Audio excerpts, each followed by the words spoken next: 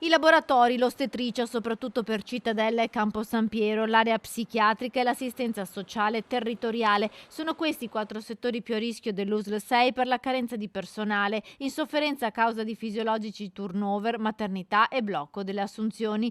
Il rischio è che vengano a mancare servizi essenziali. Questo è il grido di allarme lanciato dalla funzione pubblica CGIL che, dati alla mano, parla di 728 dipendenti in meno a tempo indeterminato persi dal 2011 al 2021 dall'USL 6 Euganea. La Regione ha bloccato tutte le assunzioni per l'ULSS 6 Euganea, quindi non solo le assunzioni per l'extra turnover, cioè quei processi di adeguamento e ampliamento della dotazione organica e di innovazione, ma anche tutte le sostituzioni, dico tutte, le sostituzioni del personale che è andato in pensione.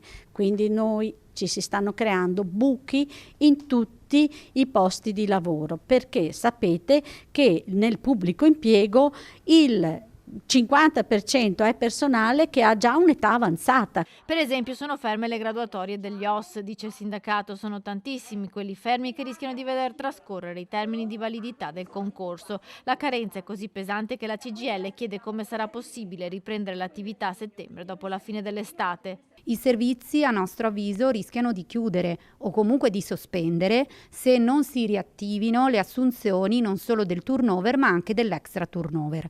Vi è un altro problema che riguarda i tassi stipendiali. In questi giorni se ne è parlato, lo rilanciamo. Regione Veneto deve aggiungere risorse ai fondi contrattuali delle aziende, in particolare di ULSS 6, di azienda ospedaliera, università. Le difficoltà riguardano purtroppo tutta la sanità padovana.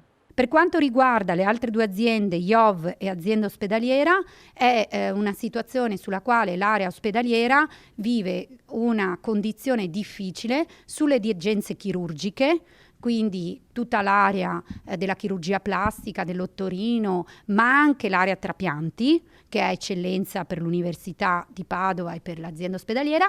Per quanto riguarda lo IOV, i servizi alla presa in carico del paziente per la somministrazione delle chemioterapie e per quanto riguarda sempre azienda ospedaliera le sale operatorie e l'area anche dei servizi, non ultimo il servizio trasporto malati.